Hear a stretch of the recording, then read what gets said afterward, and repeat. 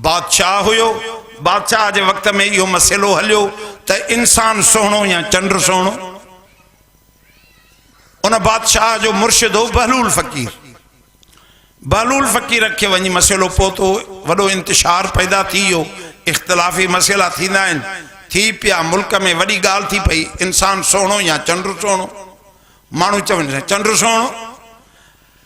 बहलूल फ़कीर जैसे फैसलो वियो, बहलूल फ़कीर चो तो मां जुमे की नमाज अची पढ़ाईंदुसि बादशाही मस्जिद। अदद कुल मालूम दाइमन अबदा।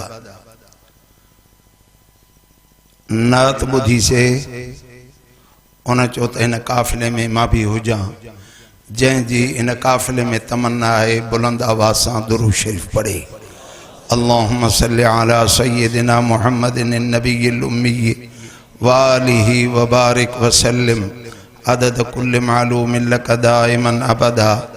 वडो दुरूद शरीफ नथा पढ़ी सको, कंहिंखे नथो अचे तो बुलंद आवाज़ से पढ़ो मां सां गॾु सल्लल्लाहु अलैहि व आलिहि व सल्लम।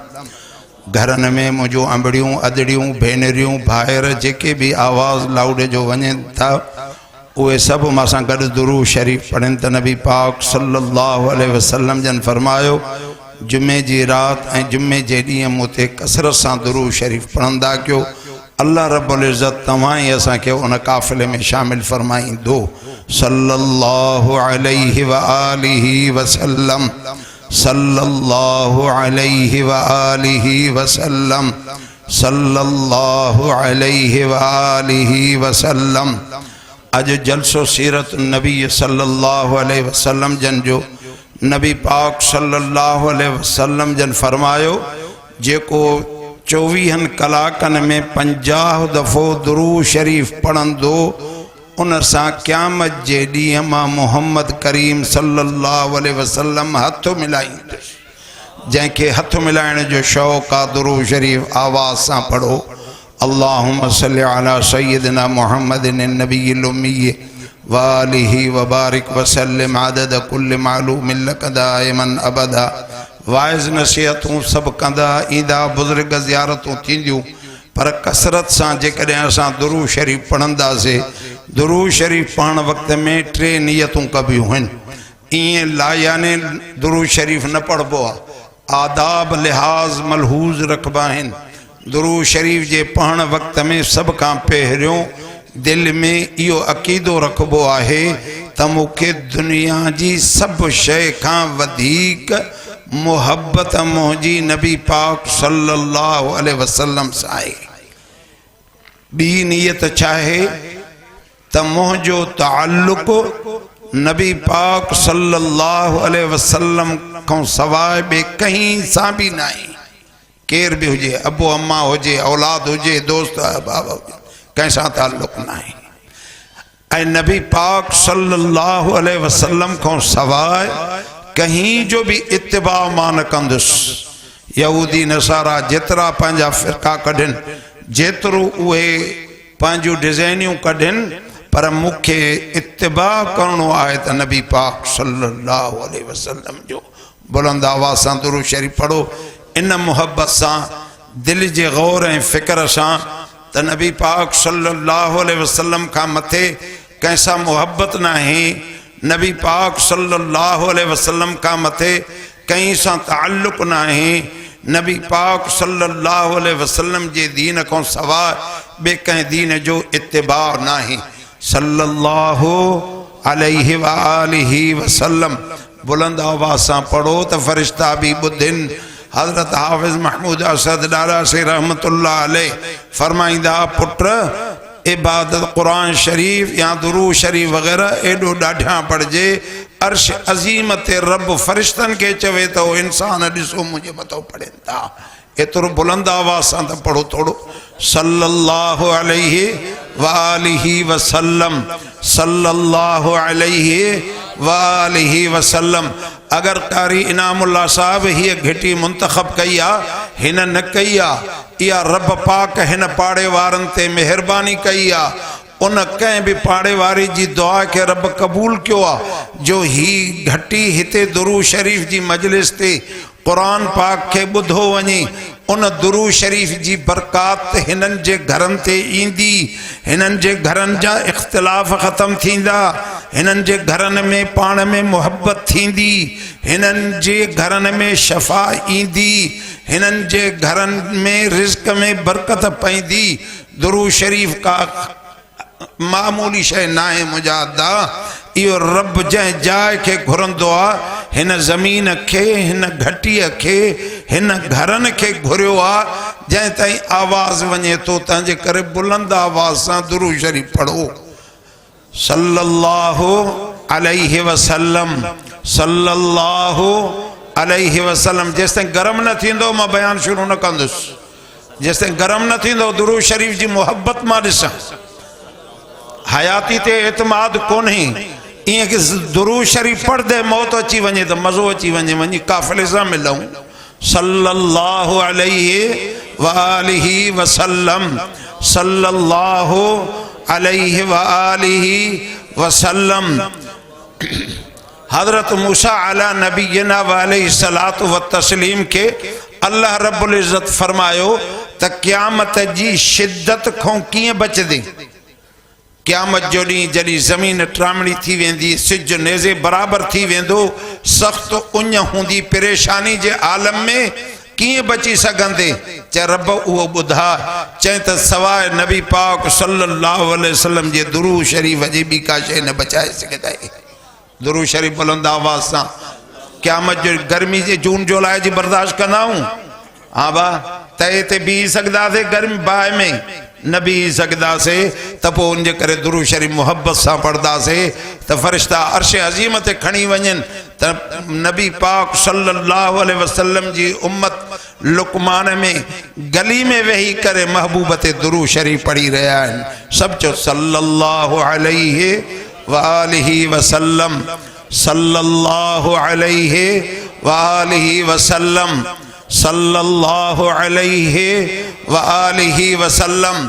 हजरत पीरान पीर सैयदना अब्दुल कादिर जीलानी रहमतुल्लाह अलैह, पीरन जो पीर, मुर्शिदन जो मुर्शिद, उन जो किताब आहे सफ़ीनतुल कादरी, अरबी जे अंदर लिखियल आहे। उन फ़ज़ाइल दुरूद शरीफ लिखिया आहिनि। उन्हनि मां तव्हांखे दुरूद शरीफ पढ़ण जे शौक़ु ॾिवाइण ख़ातिर ॿ वाक़िया ॿुधायां थो। हिकिड़ो वाक़ियो हुन लिखियो आहे त हिकु पीउ ऐं पुटु पंहिंजे ॻोठ खां प्यादल निकिता त असां हज करे अचूं। अॻे प्यादल पंध हुया, सुवारियूं न हुयूं। उहो सुवारी कंहिं ते बि हली करे, गॾो घोड़ो हूंदो, पोइ सुवारी ते हली करे हज करणु वञनि पिया। रस्ते में हुन जो पीउ बीमार थी पियो। पुट जे लाइ इहा बि परेशानी थी वई। उन खां बाद में उहो बीमारी में फौत थी वियो। फौत थियण खां बाद में हुन जो मुंहुं कारो थी वियो। पुट परेशान थी वियो, अबो बीमार त थियो, उहा ॾुख पंहिंजी जाइ ते, वफ़ात करे वियो उहो ॾुख पंहिंजी जाइ ते, पर अबे जो मुंहुं कारो थी वियो। छो? क़ुरान शरीफ रब से फरमायो आहे त क़यामत जे ॾींहुं यौम तबियज़्ज़ु वुजूहुन व तस्वद्दु वुजूह फ़अम्मा अल्लज़ीना अस्वद्दत वुजूहुहुम अकफ़रतुम बअद ईमानिकुम फ़ज़ूक़ुल अज़ाब बिमा कुन्तुम तकफ़ुरून व अम्मा अल्लज़ीना अबियज़्ज़त वुजूहुहुम फ़फ़ी रहमतिल्लाह हुम फ़ीहा ख़ालिदून। क़यामत जे ॾींहुं ॿ मुंहं हूंदा, हिकिड़ा मुंहं कारे वारा हूंदा, उन्हनि खे जहन्नम ॾे मोकिलियो वेंदो, ऐं ॿिया मुंहं अछे वारा हूंदा, उन्हनि खे जन्नत ॾे नबी पाक सल्लल्लाहु अलैहि वसल्लम सुञाणे वठी वेंदा। इन गणती ऐं परेशानी में वेही रहियो पुटु। उन परेशानी में हुनखे निंड अची वई। अबे जे मथो चादर ॾेई छॾियईं। परेशानी आहे, परेशानी में निंड अची वई। निंड में ख़्वाब में ॾिसे थो नबी पाक सल्लल्लाहु अलैहि वसल्लम जिन जी सुहिणी सूरत, हिकिड़ी खुशबूदार मुअत्तर चेहरो, उहो अची करे मुंहिंजे अबे जे मुंहं तो चादर जे लाथऊं। अबे जो मुंहुं त कारो हुयो। पोइ मथड़ों हथड़ो घुमायूं तो उन जो मुंह कारो इं अछो थियो जिं चोॾींहं जो चंड चमकंदो आहे। निंड में वही भाकुर पातुम से केर चे नबी पाक सल्लल्लाहु अलैहि वसल्लम सही मेहरबानी की पान फरमायो गुनाहन जो असर तो जाहिर थियो तो मुंह उन जो कारो थियो पर उन जो मुहम्मद ते दुरूद कसरत सां जे पढ़ंदो उन जे करे मेहरबानी कईसेस। दुरूद शरीफ बुलंद आवाज सां सल्लल्लाहु अलैहि व आलिहि वसल्लम सल्लल्लाहु अलैहि व आलिहि वसल्लम सल्लल्लाहु अलैहि व आलिहि वसल्लम।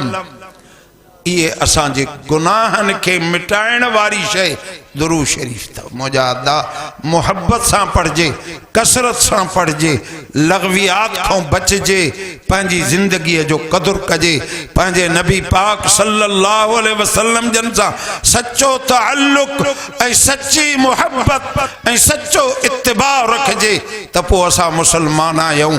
अगर पंहिंजे नबी पाक सल्लल्लाहु अलैहि वसल्लम जन सां सच्चा न आहियूं त पोइ शादी शफाअत जी उम्मीद रखें तो।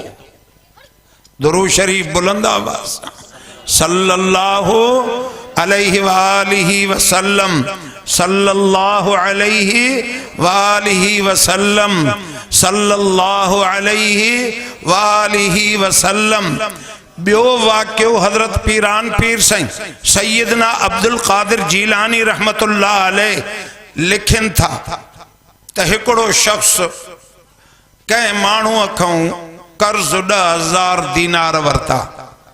तव्हां असां भी कर्ज वठंदा आहियूं, पोइ ॾेई न सघे पियो। जंहिंखो कर्ज वरितई घुरी घुरी थकी पियो, आख़िर वञी उन कोर्ट में केस विधो। काज़ी साहब के चई त फलाणो माण्हू मूंखे कर्ज नथो ॾे। काज़ी साहब उन माण्हू खे घुरायो कोर्ट में, चए बाबा कर्ज हिन जो 10,000 दीनार आहे? चए आहे। चए ॾींदेसि? चए आहिनि कोन। चए इहो कहिड़ो जवाबु आहे? त आहिनि कोन। वरता थी त ॾियणा थी। चए हाणे तोखे असां महीने जी मोहलत ॾियूं था, जेकॾहिं महीने जे अंदरि कर्ज़ अदा कई त ठीकु, न त महीने खां पोइ फलाणी तारीख़ ते तोखे जेल मोकिले छॾींदासीं। हमरा परेशान थी वियो। चए असबाब त आहिनि कोन, कीअं कयां?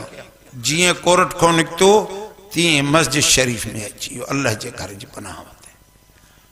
उते वेही कसरत सां दुरूद शरीफ पढ़णु शुरू करे ॾिने। नमाज पढ़े पियो, बाक़ी दुरूद शरीफ वेठो पढ़े, फ़िक्र ऐं गणती मोहब्बत सां। त मुंहिंजी मुश्किल जो हल दुरूद शरीफ आहे, मुंहिंजी परेशानी जो हल दुरूद शरीफ आहे, मुंहिंजे कर्ज जी अदायगी जो हल दुरूद शरीफ आहे। अल्लाह जे घर में वेही करे महबूब नबी पाक सल्लल्लाहु अलैहि वसल्लम ते दुरूद शरीफ पढ़ण जी कसरत कयईं। हिकु ॾींहुं पढ़ियईं, ॿिए ॾींहुं पढ़ियईं, हलदे हलदे 26 ॾींहं गुज़री विया। दुरूद शरीफ पियो पढ़े, मोहब्बत ऐं इश्क में 27 जी रात थी, हुनखे ज़ियारत नसीब थी वई। सब चओ सल्लल्लाहु अलैहि व आलिहि वसल्लम सल्लल्लाहु अलैहि व आलिहि वसल्लम सल्लल्लाहु अलैहि व आलिहि वसल्लम। सुबह थी हिन ऐं ज़ियारत थियसि। नबी पाक सल्लल्लाहु अलैहि वसल्लम जन फरमायुसि, पुट फलाणे शख्स वटि वञ, उहो तोखे कर्ज़ पंहिंजो ॾींदो, उहो कर्ज़ वठी करे हुनखे ॾे। सुबह थी हिन चयो त निशानी त न घुरियमि। अॻे माण्हू खे जे चवां त साईं तव्हांखे नबी पाक सल्लल्लाहु अलैहि वसल्लम अस्सलाम ॾिना आहिनि, त उहो चवंदो निशानी ॾे, मतां सचो आहियां अलाए कूड़ो आहे। निशानी त न वरितमि। वरी हुन इश्क ऐं मोहब्बत में सुबह साईं दुरूद शरीफ शुरू कयो, रात ताईं दुरूद शरीफ पढ़दे सुम्ही पियो। वरी हुनखे नबी पाक सल्लल्लाहु अलैहि वसल्लम जी ज़ियारत नसीब थी। सब चओ सल्लल्लाहु अलैहि व आलिहि वसल्लम सल्लल्लाहु अलैहि व आलिहि वसल्लम सल्लल्लाहु अलैहि व आलिहि वसल्लम। वरी भी नबी पाक सल्लल्लाहु अलैहि वसल्लम जन फरमायस, पुट फलाणे शख्स वटि वञ, उहो कर्ज तोखे ॾींदो, उहो कर्ज अदा कर। सुबह थी हिन चयो निशानी त कोन घुरियमि। वरी हिन कसरत सां दुरूद शरीफ पढ़ियो। दुरूद शरीफ पढ़दो रहियो। रात ताईं पढ़दो रहियो, पढ़ी करे सुम्हियो, निंड अची वई, वरी भी टी रात ते भी हुनखे खुशकिस्मत इंसान के ज़ियारत नसीब थी वई। सब चो सल्लल्लाहु अलैहि वसल्लम, सल्लल्लाहु अलैहि वालिहि वसल्लम, सल्लल्लाहु अलैहि वालिहि वसल्लम। पाण फरमायोस पुट फलाणे शख्स ॾे वञ, उहो तोखे कर्ज़ ॾींदो। चए सोना निशानी जे घुरे त उनखे छा चवां? पाण फरमायोस जेकॾहिं तोखो निशानी घुरे पोइ तूं उनखे इहो ॿुधाइजांइ त जेको तूं रात जो सुम्हण वक़्तु दिलि में दुरूद शरीफ़ पढ़ी पोइ सुम्हंदो आहीं, जेका रब साईं ऐं तोखो सवाइ कंहिं टे माण्हू खे ख़बर न आहे, इहा निशानी थी हाणे पैसा ॾे। सुबुह जो उथियो, हे उन शख़्स ॾे वियो, ॾिठई त वेठो आहे, अस्सलाम अलैकुम कयईं, चइदा ख़ैर में अचणु थियो। चइसि अकेलो हवाल आहे, हो संगत खां वांदो थी हिन सां मिलियो, हिन खे चई त तव्हांखे नबी पाक सल्लल्लाहु अलैहि वसल्लम जन अस्सलाम ॾिना आहिनि। वॾो ख़ुशि थियो, चई अदा अलाए सच थो चवें अलाए कूड़ थो हणे, मूंखे ख़ुशि थो करे। निशानी का? चए हा निशानी इहा आहे जेका तव्हां रात जो सुम्हण जे वक़्त में दुरूद शरीफ़ पढ़ंदा हो दिलि में, अल्लाह रब्बुल इज़्ज़त तव्हां खां सवाइ कंहिं ॿिए खे ख़बर ई कोन्हे हिन दुरूद शरीफ़ जी जेको तव्हां पढ़ो था। इहा निशानी ॾेई नबी पाक सल्लल्लाहु अलैहि वसल्लम जन तव्हांखे सलाम चया ऐं चयूं त इन खां वञी पैसा वटि कर्ज़ जा। चए घणो कर्ज़ आहे? चए 10,000 दीनार। चए वे घर वियो, घरों पैसा खणी आयो, पैसा खणी चयसि पहिरियों 10,000 दीनार तोखे ॼां थो त जेके नबी पाक सल्लल्लाहु अलैहि वसल्लम जा अस्सलाम खणी आयो आहीं। कदुर ॾिस, कदुर ॾिस, मोहब्बत ॾिस, इश्क ॾिस। चई त सभ खां पहिरियों शुक्रिये तौर ते रब मुंहिंजे दुरूद शरीफ़ खे तूं क़बूल कयो आहे, तंहिंजे करे चयसि त हे 10,000 अस्सलामन आणण जा। वरी ॿिया 10,000 दीनार ॾिनेसि, चए हे बच्चनि ॿारनि ते ख़र्च कर। टियां 10,000 दीनार ॾिनेसि त हे वञी कर्ज़ अदा कर। हो जल्दी पैसा खणी काज़ी वटि आयो। काज़ी परेशान थी वियो, चए अॻे ॾींहुं ॻाल्हाए न सघे पियो, अॼु चए पियो फरियादी खे घुराए, छा माजर आहे? हुनखे इहो तफ़सील सां किसो ॿुधाई।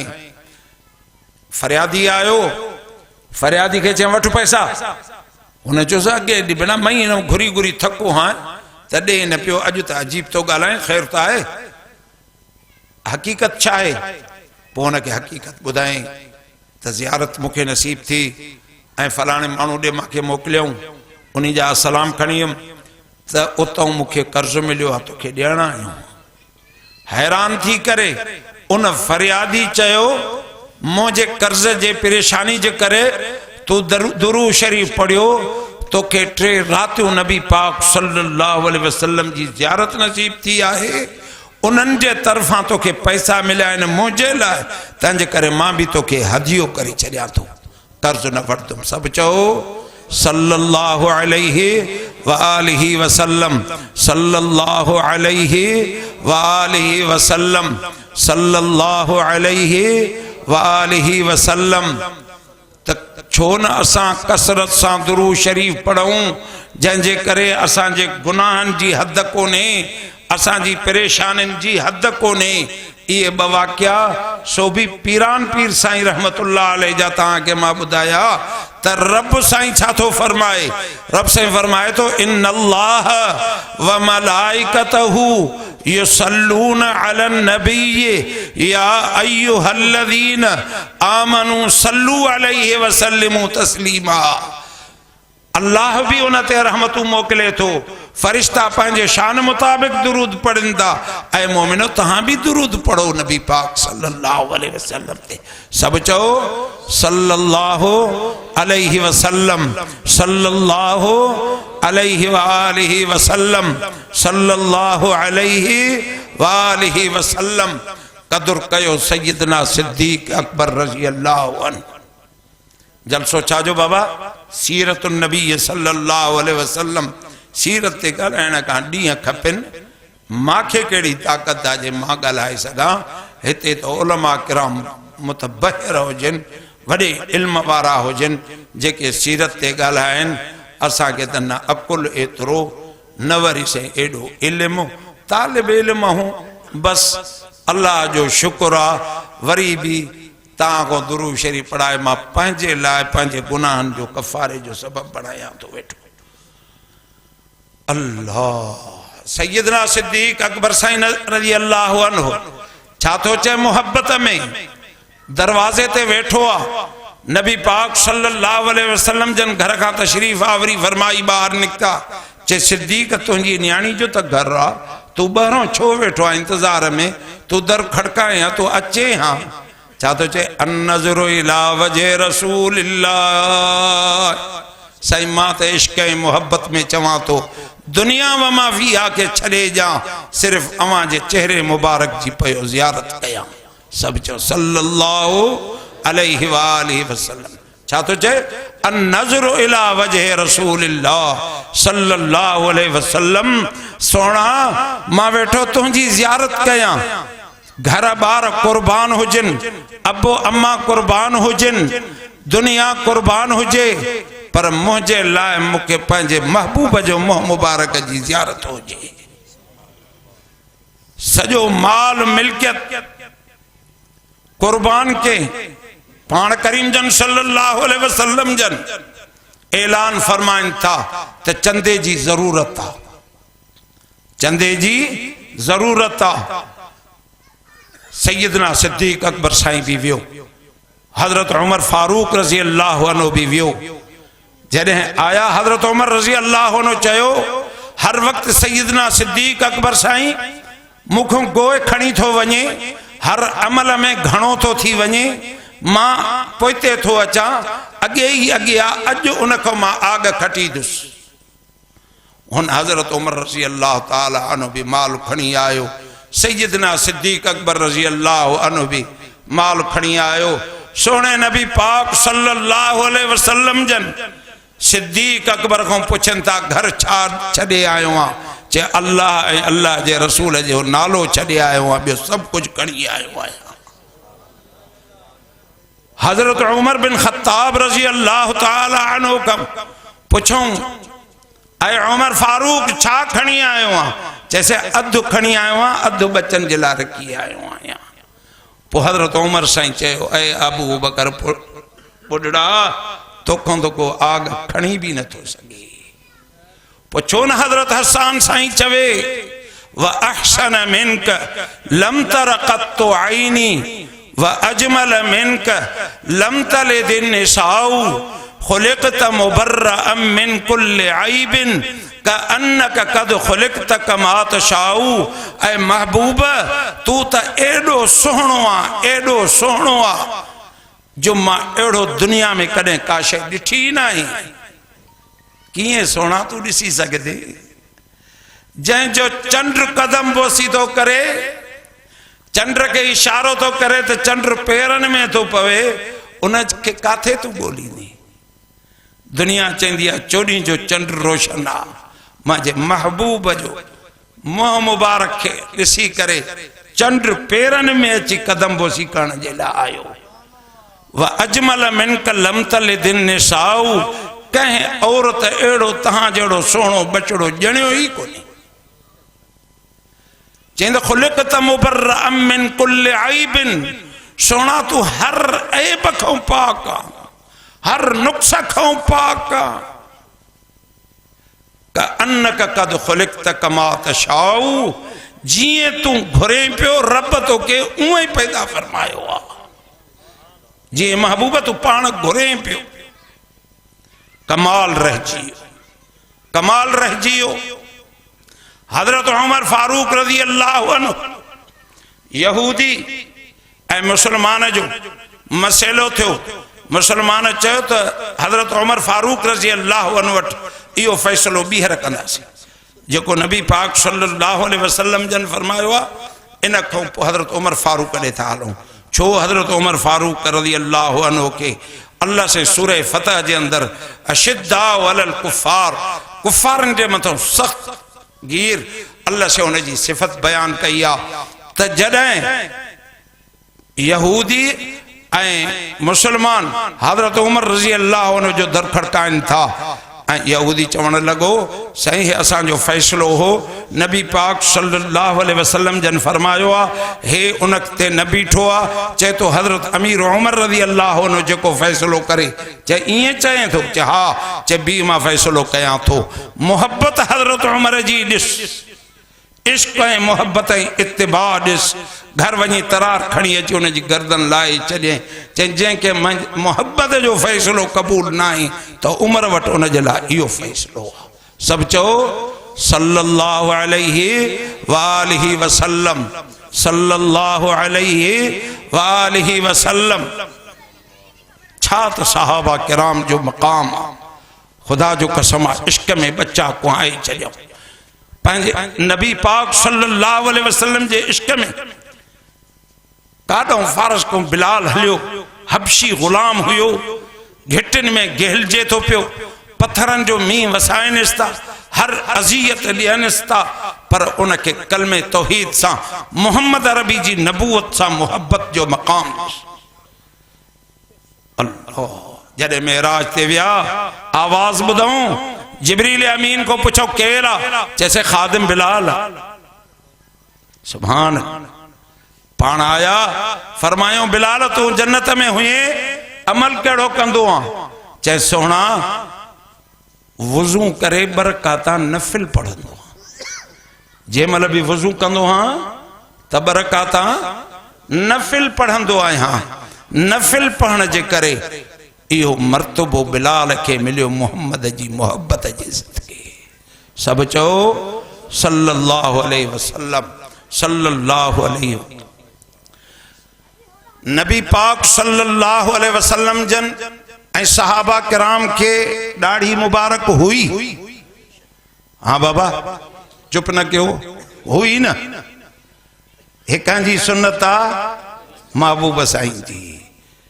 ये सुन्नत कहीं जी महबूब साईं जी सुन्नत आ सब सलाम जी सुन्नत आ पर मुझे महबूब जी जे सुन्नत आ त पो असां ते अफ़सोस हुजण खपे। असां घरवारी जे चवण ते ॾाढी नंढी क्यों दोस्तन जे चवण ते ॾाढी नंढी क्यों औलाद जे चवण ते पाण खे सोहणो समझूं। मुझा अदा इन्हीं में तुझी मुझी सुस्ती आ सादगी आ कम अकली आहे। कोटिया जे अंदर एकड़ो आलिम सगोरो हो हजरत वालिद साहब रहमतुल्लाह अलैह सां गड मदरसे में वेठा दे चयई त बिला शक जे कदे को गुनाह थी थो वने दाढ़ी लाइण जो आईने ते दिसी खुश न थींदा क्यों। वडी गाल करे छे छा खुश न थींदा क्यों इनके गुनाह समझंदा क्यों।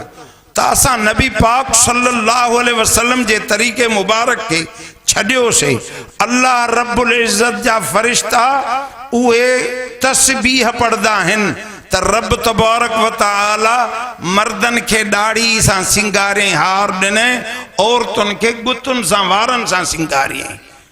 असां जो मायूं जे कने अबा मथो कूड़ाइन त असां घर में वेहाईंदासीं पो शाबस आ ज़ैफन की अल्लाह जी कसम शाबस त उन्हनि खे गैरत आ न उहे पंहिंजा वार नथी वढनि। पो उन मौली साहब चयो त रब से फरमायो कुरान शरीफ जे अंदर लक़द खलक़नल इंसान फी अहसन तक़वीम। असां इंसान के सोहणे में सोहणो पैदा कियो आहे। बादशाह हुयो बादशाह जे वक्त में इहो मसइलो हलियो त इंसान सोहणो या चंड सोहणो। उन बादशाह जो मुर्शिद हो बहलूल फकीर के वही मसइलो पहुतो वडो इंतशार पैदा थी वियो इख्तिलाफी मसइला थींदा आहिनि थी पिया मुल्क में वडी गाल थी पई इंसान सोहणो या चंड सोहणो। माण्हू चवनि चंड सोहणो। बहलूल फकीर जॾहिं फैसलो वियो बहलूल फकीर चयो त मां जुमे जी नमाज़ अची पढ़ाईंदुसि बादशाही मस्जिद में। सजी जमात खुश थी पई हेडो वडो आलिम बुजुर्ग अचे तो बादशाह जो मुर्शिद अचे तो नमाज सब जुमे जोते था पढ़ो वडो मसइलो हल थी वेंदो। ऐं जॾहिं बहलूल फकीर पहिरीं रकात अल्लाह अकबर कई सदा पढ़े अलहम्द शरीफ पढ़ी करे पढ़ शुरू कई वत्तीन वज़ैतून वतूर सीनीन वहादल बलदिल अमीन लक़द ख़लक़नल क़मर फ़ी अहसनि तक़वीम। त पोयों उन्हनि जुमिलो ॾिनोसि। अब हाणे हाफ़िज़ तरावीह पढ़ाईंदा न पोइ किथे भुलंदो त पोयों हाफ़िज़ छा चवंदुसि, पोयों वरी जुमिलो ॾींदो लक़द ख़लक़नल इंसान, हुनजो लक़द ख़लक़नल क़मर फ़ी अहसनि तक़वीम। वरी हुननि पोयों चयोसि लक़द ख़लक़नल इंसान, हिन जो लक़द ख़लक़नल क़मर फ़ी अहसनि तक़वीम। जॾहिं टे दफ़ा चई चढ़े क़ुर जॾहिं चए थो इंसान सुहिणो आहे, पोइ चंड कारो सुहिणो थियो, चंड कारो सुहिणो थियो।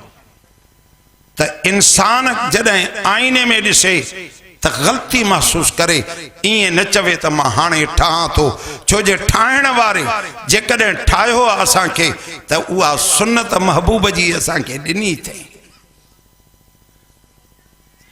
नमाज़ नबी पाक सल्लल्लाहु अलैहि वसल्लम जन पढ़ी आहे बा, हाँ पढ़ी थो। सहाबा किराम, वलियन, हज़रत पीरान पीर साईं उन्हनि भी पढ़ी आहे। पोइ जेकॾहिं हाणे असां न पढ़ूं, असांजो अमड़ियूं अदड़ियूं भेनरियूं नमाज़ न पढ़नि त पोइ नबी पाक सल्लल्लाहु अलैहि वसल्लम जी सीरत ते अमल थियो न थियो।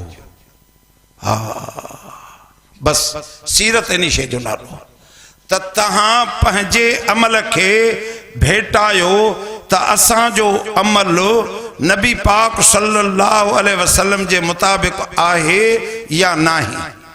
सीरत इन शइ खे चइबो आहे। असांजो उथण वेहण, खाइण पीअण, शादी गमी नबी पाक सल्लल्लाहु अलैहि वसल्लम जन सहाबा किराम रिज़वानुल्लाह अलैहिम अजमईन के सॼो सेखारे छॾियो। का हिकड़ी शइ भी न रही। तॾहिं त अल्लाह रब्बुल इज़्ज़त हज्जतुल विदा जे मौके ते नबी पाक सल्लल्लाहु अलैहि वसल्लम जन के हिकड़ो पैगाम ॾिनो त अल यौम अकमलतु लकुम दीनकुम व अतममतु अलैकुम निअमती व रज़ीतु लकुमुल इस्लाम दीना। अॼु ॾींहुं जेको मूंखे दीन तव्हांखे ॾियणो हो उहो असां तव्हांखे ॾेई छॾियोसीं। जेको तव्हां सहाबा किराम रिज़वानुल्लाह अलैहिम अजमईन खे ॾिनो उहो असां कामिल भी करे छॾियोसीं। उहा असांजी नेमत भी हुई ऐं असांखे पसंदीदा दीन भी उहो हुयो। पोइ असां उन मां सहाबा किराम जो इम्तिहान वरितोसीं। उलाइकल्लज़ीना नम्तहनल्लाहु क़ुलूबहुम लित्तक़वा लहुम मग़फ़िरतुन व अजरुन अज़ीम। पोइ असां जॾहिं सहाबा किराम जी दिलनि जो इम्तिहान वरितोसीं त दिलनि में हिननि वटि मोहब्बत केतिरी आहे नबी पाक सल्लल्लाहु अलैहि वसल्लम जन जी, त उन मोहब्बत जो इम्तिहान वठी करे असां उन्हनि के पास कयोसीं, अजर अज़ीम अता फरमायोसीं। पोइ नबी पाक सल्लल्लाहु अलैहि वसल्लम छा फरमायो, क़यामत ताईं ॿियो को नबी न ईंदो। मा कान मुहम्मदुन अबा अहदिम मिन रिजालिकुम वलाकिन रसूलल्लाह व खातमन नबिय्यीन व कान अल्लाहु बिकुल्लि शैइन अलीमा। खत्म नबूवत नबी पाक सल्लल्लाहु अलैहि वसल्लम ते पूरी थी।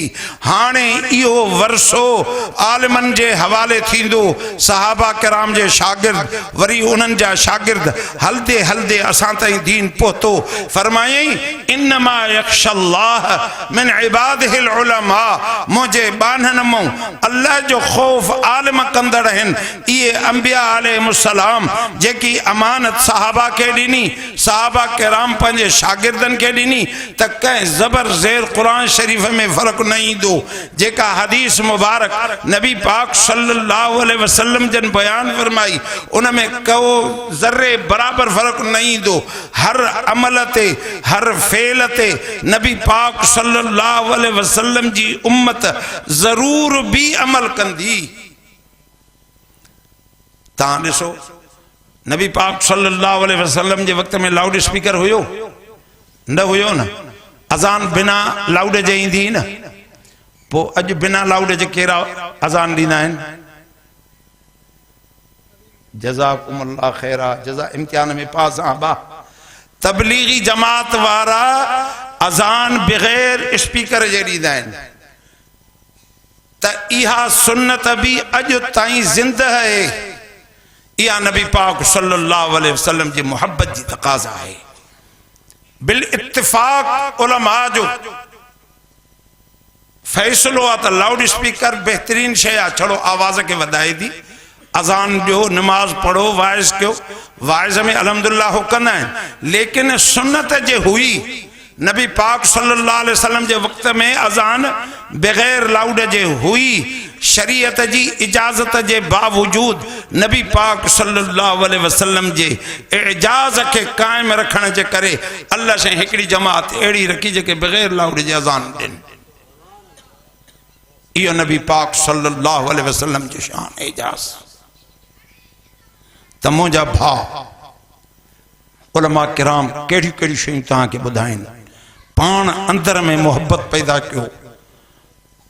जी तहां असा के बचड़ो चेंदो आ अब्बा मुझी शादी कर, पो शादी में हर एक बई घरवारी है मुर्स वेही करे मशवरा कंदा हन, ये शे भी हुजे, हे एटम भी हुजे, हिए भी रिवाज कयूं, हे गायणो भी घुरायूं, हे डेग भी घुरायूं, हे रोशनी भी घुरायूं, हे फलाण भी कयूं, त ये सब शयूं उन पुत्र जी खुश करण जे लाइ कबियूं। तव्हां असां जेकॾहिं उथूं था, वेहूं था, सुम्हूं था, ये मसनून दुआऊं आहिनि नबी पाक सल्लल्लाहु अलैहि वसल्लम जन जे तरीक़े मुबारक में। त घर में दाख़िल थियो हीअ दुआ पढ़ो, तव्हांजे घर में बरकत थींदी। जॾहिं तव्हां घर खां निकिरो त हीअ दुआ पढ़ो, तव्हांजे घर जी हिफ़ाज़त थींदी। मस्जिद शरीफ़ में अचो हीअ दुआ पढ़ो त रब साईं जी रहमत खुली पवंदी। वरी जॾहिं मस्जिद शरीफ़ खां निकिरो त हुन जी फज़ल जी तलब कयो, रब तव्हांजे मथां महिरबानी कंदो। पर जेकॾहिं तव्हां बैतुल खला ॾे वञो था त उन ॾे वञण जी दुआ पढ़ो। छाजे करे दुआ छा है बाबा? अल्लाहुम्मा इन्नी अऊज़ु बिका मिनल खुबूसि वल खबाइस। अल्लाह से असां तो को पनाह था घुरूं जिन्नन कहूं ऐं जिनड़िन कहूं। ऐं काकूस में उन्हनि जो घर हूंदो आहे, कब्रिस्तान में भी जिन्नन जो घर, बैतुल खला में भी जिन्नन जो घर। हाणे असांजा हर कमरो अटेजबा था ऐं पोइ असां दुआ भी कोन पढ़ूं था। पोइ वरी हणंदा ते मौलवी साहब ते त इन मुला असांखे चयोसीं तव्हां ते कारो इल्मु थियल आहे, तव्हां ते तावीज़ थियल आहिनि, तव्हां ते घर ते असरु आहे, तव्हां ते जिन अची आहिनि। पोइ 50 रुपया उनखे ॾींदा। वरी वीचारो मुतमइन न थींदो, सुबुह जो वरी हेॾो ॿिए मौलवी वेठो आहे, वरी उन ॾे साईं असांजे घर में असरु थी पियो आहे, फलाणे मौलवी साहब चयो आहे साईं वाक़ई असांजे घर जा थांव खड़कंदा आहिनि, साईं पको हलाइण महिल फिरंदो आहे। यार हे त नई ॻाल्हि करे छॾे। हा बा पोइ पढ़ूं था। वरी से 50 रुपया उनखे बि वरी उहे मोकिलींदसि ट्रेन ॾे, छो जो हर को बापा जे भाउ ॾे मोकिली थो न, सभिनि जो रिस्क थिए। सादा उहो मुस्लमान हो। ईअं असां मौलवी ख़ैरपुर में घणा हज़ारनि जे तइदाद में तमाम मकातबे फ़िक्र जा मौलवी ॻणियो। तव्हांखे ख़ैरपुर में न ॻणिजी सघंदा, न तव्हांजे घर जो जिन ई निकिरंदो। हिकिड़ी सूरत अथव, जेकॾहिं चओ था त असांजे घर जो जिन निकिरे, असांजे घर में इख़्तिलाफ़ ख़त्म थिए, असांजे घर में तावीज़न जो असर न थिए, त अल्लाह जे नबी पाक महबूब मोहम्मद अरबी सल्लल्लाहु अलैहि वसल्लम फरमायो त तहां सुम्हण जे वक्त में मुअव्वज़तैन पढ़ी करे पाण ते दम कयो। कुल अऊज़ु बिरब्बिल फलक मिन शर्रि मा खलक व मिन शर्रि गासिकिन इज़ा वक़ब व मिन शर्रि नफ़्फ़ाथाति फ़िल उक़द व मिन शर्रि हासिदिन इज़ा हसद। बिस्मिल्लाहिर्रहमानिर्रहीम। कुल अऊज़ु बिरब्बिन नास मलिकिन नास इलाहिन नास मिन शर्रिल वसवासिल खन्नास अल्लज़ी युवस्विसु फ़ी सुदूरिन नास मिनल जिन्नति वन नास। हीअं करे पोइ हीअं करे सॼे जिस्म ते घुमायो, हिकु दफ़ो बि, ॿियो दफ़ो बि, टियों दफ़ो बि। नबी पाक सल्लल्लाहु अलैहि वसल्लम जन पाण इहो पढ़ी शुकारे घुमाए पोइ सुम्हंदा हुआ। जॾहिं पाण बीमार थी विया त अम्मा आयशा सिद्दीक़ रज़ी अल्लाह अन्हा के फरमायूं तू पढ़ी करे मुंहिंजे जिस्म ते इहो दम कर। जेकॾहिं तव्हां असां पाण पढ़ूं, पंहिंजे बचड़नि ते पढ़ूं त पोइ को जादू असरु कंदो न कंदो? यकीन कोन अथव, बाक़ी कंदो आहे कोन। ख़ुदा जी कसम आहे, मां कसम खणी ॻाल्हि थो कयां, यकीन तो मौलवी थी न 50 रुपए वारे थी उन्हीं जे चयो हो तो तव्हांजे घर में तावीज़ थी हलें तंहिं करे इहो तो वहम निकिरणो ही न आहे। नबी पाक सल्लल्लाहु अलैहि वसल्लम फरमायो तहांजे घर में बीमारी आ सूरह फातिहा पढ़ो लिकुल्लि दाइन दवाउन इल्ला साम तहांजे हर बीमारी जे लाइ सवाए मौत जे सूरह फातिहा शिफा अथव। नबी पाक सल्लल्लाहु अलैहि वसल्लम जन फरमायो तहांजे घरन में जिन अची विया आहिनि तहांजी ग़फ़लत ऐं सुस्ती जे करे सूरत बकरा पढ़ो त जिन भॼी वेंदा। तहांजे घर में बेबरकती अची वई आ पाण करीम जन सल्लल्लाहु अलैहि वसल्लम जन फरमायो सूरह वाक़िआ पढ़ो मग़रिब खां पोइ इशा खां पोइ त तहांजे रिज़्क़ में बरकत पइजी वेंदी। पर जेकॾहिं तहांजे कल्ब ते कसावत थी वई आहे कल्ब कारो थी वियो आहे क़ुरान जी तिलावत कयो त कल्ब मुनव्वर थी वेंदो आहे।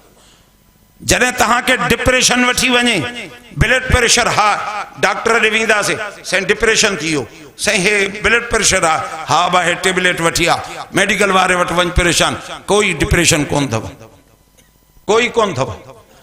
इहो छा आहे बाक़ी साईं बाक़ी छा आहे इहो अल्लाह जे तरफ़ों अज़ाब आहे। मन अअरद अन ज़िक्री फ़इन्न लहू मईशतन ज़ंका रब साईं चए थो जेको मुंहिंजे सॾ खे अज़ान ते नथो अचे मुंहिंजे कलामुल्लाह खे नथो पढ़े मां दुनिया में हुनखे अज़ाब इहो कंदुसि जो हुनजी रोज़ी तंग कंदुसि। पोइ रोज़ी तंग कीअं थींदी बीमारी में टेबलेट 2000 डॉक्टर जी फी मेडिकल स्टोर ते जाली दवा वञ वठी आ तुंहिंजा पैसा पूरा थी विया न पुट सब घर वारा बीमार पर कुरान छा तो चवे अल्लज़ीना आमनू व ततमइन्नु क़ुलूबुहुम बिज़िक्रिल्लाह अला बिज़िक्रिल्लाह ततमइन्नुल क़ुलूब। जॾहिं तोखे परेशानी वठी वञे तूं गुस्से में अची वञे जेको तोखे चवनि था त ब्लड प्रेशर थी त तूं कुरान जी तिलावत कर अल्लाह जो ज़िक्र कर महबूब साईं ते दुरूद शरीफ पढ़ पाणे तुंहिंजो अमल ठीक थी वेंदो। पैसनि भरण जी ज़रूरत कोन्हे पैसनि भरण जी ज़रूरत कोन्हे मुंहिंजा अदा सीरत इहा ॿुधाए थी पंहिंजो पाण इन शइ खे सम्झूं पंहिंजो पाण सम्झूं त असांजो रस्तो कहिड़ो मोहम्मद अरबी सल्लल्लाहु अलैहि वसल्लम जो रस्तो कहिड़ो नबी पाक सल्लल्लाहु अलैहि वसल्लम खां मथे को ॾस ॾियण वारो आहे को ख़ैर ख़्वाह आहे। सजी सजी रात सजदे में या रब उम्मती या रब उम्मती या रब उम्मती एतिरो त असां पंहिंजे लाइ बि कोन रोनासीं जेतिरो महबूब असांजे लाइ रोई वियो। ऐं क़यामत जे ॾींहुं बि फरमायूं पूरी इंसानियत जी सिफारिश अल्लाह जे अॻियां सजदे रेस थी वेंदुसि रब से मूंखे हम्द सेखारींदो। ऐं फरमायूं त मां पंहिंजी उम्मत खे छॾराईंदुसि साईं केतिरो छॾराईंदे रब साईं चुस वल सौफ युतीक रब्बुक फतरज़ा जॾहिं तूं राज़ी थींदे महबूब एतिरी तुंहिंजी सिफारिश क़बूल कंदुमि जॾहिं तूं राज़ी थींदे। सहाबा किराम रिज़वानुल्लाह अलैहिम अजमाइन अर्ज़ कयोसीं तहां कॾहिं राज़ी थींदो चयो त जॾहिं मुंहिंजो हिकिड़ो बि उम्मती जहन्नम में न हूंदो। कायम अली शाह साहब के पाण वोट न कंदा हूं हिकिड़ा पोइ उन्हनि खे नौकरियूं ॾींदो आहे हा न ॾींदो न छाजे करे वोट न ॾिनोसीं। जॾहिं असां महबूब साईं जी सुन्नत खां परे हूं पोइ असांजी सिफारिश छो कंदो पोइ असांजी सिफारिश छो कंदो। जॾहिं असां निमाज़ न पढ़ीसीं नबी पाक सल्लल्लाहु अलैहि वसल्लम फरमायो साहबा किराम अर्ज़ कयो साईं तहां उते एतिरनि इंसाननि में कीअं असांखे सुञाणींदो पाण फरमायूं त जंहिंजा घोड़ा घणा हुजनि उन में चंद घोड़ा अहिड़ा हुजनि जंहिंजो मुंहुं बि अछो हुजे चारे खुर बि अछा हुजनि पोइ इहे न नज़र ईंदा चएसि इहे त परे खां ज़ाहिर थींदा चए मां पंहिंजी उम्मत खे मुंहं ते वुज़ू करण जो निशान ॾिसी ॿाहां उन जूं अछूं पेर उन जा अछा परे खां सुञाणे वठंदुमि त हे निमाज़ी मुंहिंजी उम्मती आहे उनखे वठी मां उन जी सिफारिश कंदुमि। पोइ भा नमाज़ पढ़ंदासीं दुआन पढ़ण जो एहतमाम कंदासीं सीरत के खुद पढ़ंदासीं। अब मोबाइल ॾिसो था न मोबाइल हाणे मां कुरान खणी बीहां साईं अब्दुल हफीज़ साहब खणी बीहे कोई न मञींदो कोई न छॾींदो मोबाइल छो मज़ो अची वियो आहे न हाँ मर्द त मर्द असांजो अमड़ियूं अदड़ियूं भेनरियूं हाँ जवान त जवान पर अची ॾाढ़ी वारा असां पोड़ा त बि मज़ो ईंदो वरी वॾा त ठहियो पर नंढा बि हाणे अमड़ियुनि अदड़ियुनि छा कयो आहे त घर में कमु केरु करे नंढड़े खे खोले ॾींदा मोबाइल हाणे उनजो नतीजो छा थियो आहे ख़बर अथव ई नतीजे तव्हांजे ख़ैरपुर जा केस थो ॿुधायां ख़ैरपुर जा केस थो ॿुधायां तव्हांखे त उहे ॿार ॻाल्हाइनि नथा अबो अम्मा नथा चवनि जॾहिं डॉक्टरनि वटि वञी पहुता आहिनि त डॉक्टरनि चयो आहे त हिननि जी दिमाग़ जी मेमोरी ख़तम थी वई मोबाइल चयूं त सॾु डुकंदा था अचनि मदरसे में मां वटि इहे 3 ॿार आया आहिनि 3 अहिड़े क़िस्म जा ॿार दुआ कराइण जे लाइ हाणे उहो ॿारु डुकंदो वञे पियो उनखे ख़बर ई कोन्हे त मां चाढ़ी थो त किरदुमि छा कंदुमि न चयोसि मोबाइल वटि भॼंदो आयो चयोसि अब्बा चओ शइ वटि तवजी कोन ॼण ॿुधाई कोन त मुंहिंजा त एॾो नुक़सानकार आहे पर जेकॾहिं असां मौलवी तव्हांखे चवंदासीं न पोइ तव्हां चवंदो छॾे न इन्हनि खे तव्हांजे करे इन्हनि मोबाइलनि में क़ुर शरीफ़ बि अचेव थो आलिम सगोरा बि ईंदा अथव उन्हनि जी बि नंढी नंढी क्लिप ईंदी आहे त भला उहा ॿुधो जे मोबाइल खां जान नथा छॾाए सघो त कम अज़ कम हिकु आलिम जी ॿुधी उन ते अमल कयो ईअं कबो भाउ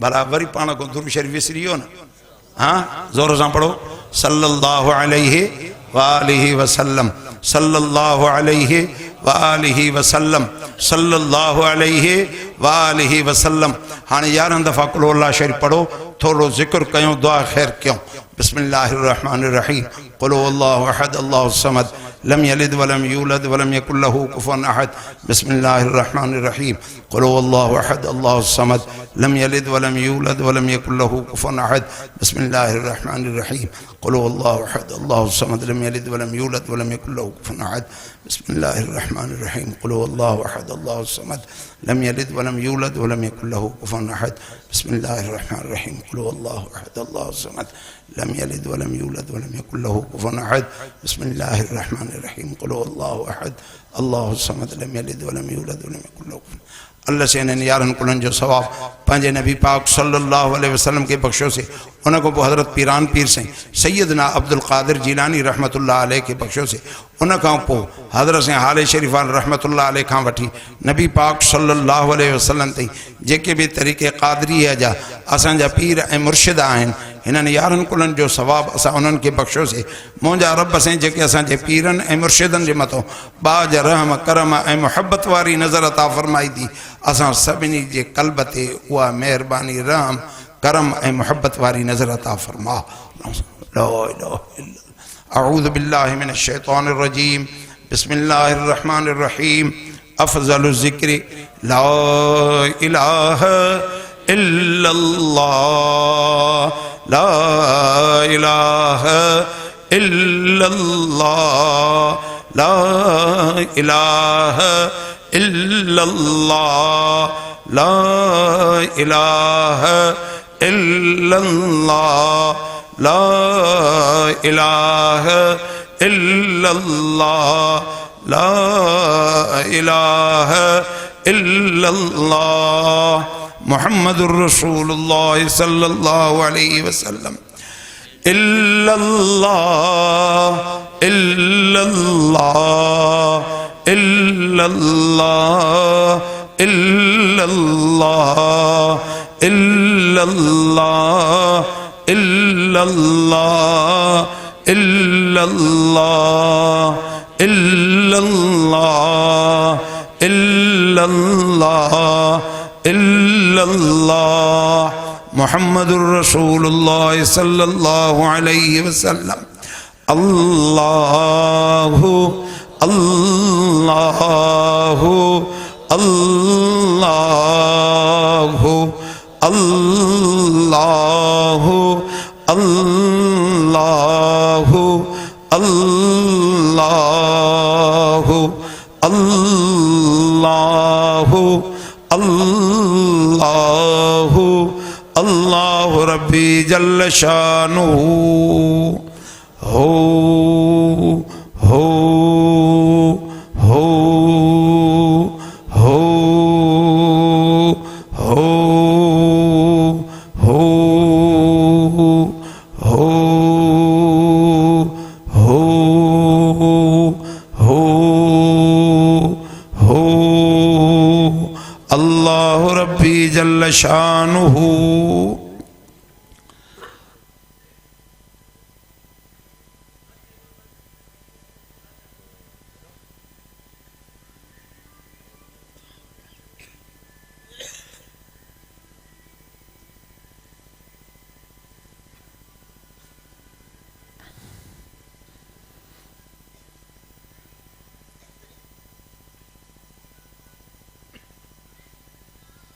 ला इलाहा इल्लल्लाह। अल्लाह से इन्हें इसमें आदम जी बरकत सां सभिनी के पंहिंजे ख़ासि मुक़र्रब बाननि मञा कर ॿिन्हिनि जहाननि में राज़ी थी ॿिन्हिनि जहाननि जूं भलायूं नसीब फरमा ॿिन्हिनि जहाननि जे बुराइनि ऐं तकलीफ़ुनि खां बचा इस्लाम ऐं ईमान ऐं इहसान कामिल सां असां सभिनी जो दुनिया में जा ख़ात्मा बिल ख़ैर फरमा।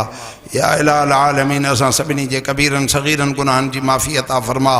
ॼाणी वाणी क्या थसे या खिल ऐं भोग में क्या आहिनि यादि हिन या असां खां विसरियल आहिनि असां इन्हनि सभिनी खे गुनाह ऐं गुमराही सम्झी माफ़ी था घुरूं बख़्शिश था घुरूं तौबा था कयूं। अस्तग़फिरुल्लाह रब्बी मिन कुल्लि ज़ंबिन व अतूबु इलैहि।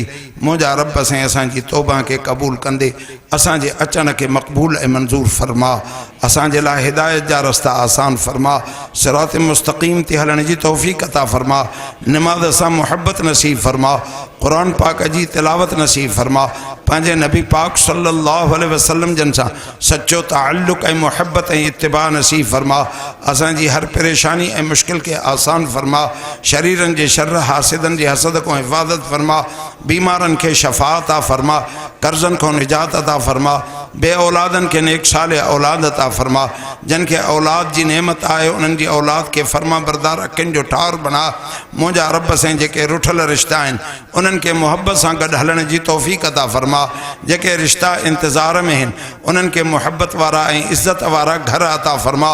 या इलाहुल आलमीन जीअं तूं हिन इलाइक़े में रहमत जो फ़ैसिलो फरमायो आहे हिननि सभिनी घर वारनि जे घरनि में एको ऐं मुहब्बत नसीब फरमा नफ़रतुनि के ख़त्म फरमा सभिनी अमड़िन अदड़िन भेनरुनि के नमाज पढ़ण ऐं क़ुरान पढ़ण सां घरनि के आबाद करण जी तौफ़ीक़ अता फरमा। या इलाहुल आलमीन असां सभिनी जे मथां रहम फरमाईंदे जेके असांजा मुसलमान मर्द ऐं औरतूं तो वटि पहुची चुका आहिनि उन्हनि जी मग़फ़िरत जो मामिलो फरमा उन्हनि जी क़ब्रुनि के जन्नत जे बाग़नि में जो बाग़ बणा दर्जात जी बुलंदी फरमा असां सभिनी खे पंहिंजी ज़ात जे लाइ क़बूल फरमा असां के ज़िंदगी भर दीन ते क़ाइम ऐं दाइम फरमा आख़िरी दम हुजे ज़ुबान ते कलमो नसीब फरमा क़ब्र में अचो मुनकिर नकीर जे सुवाल खां बचा क़ब्र मां उथो असांजे मुंहनि खे अछो कजांइ ऐं पंहिंजे नबी पाक सल्लल्लाहु अलैहि वसल्लम जन जे हथनि मुबारकनि सां हौज़ कौसर नसीब फरमाए जाए ऐं जन्नतुल फिरदौस नसीब फरमाए जाए। अल्लाहुम्मा सल्लि अला सय्यिदिना मुहम्मदिन नबिय्यिल उम्मी व आलिहि व बारिक व सल्लिम अदद कुल्लि मालूमिन लक दाइमन अबदा आमीन। ला इलाहा इल्लल्लाह।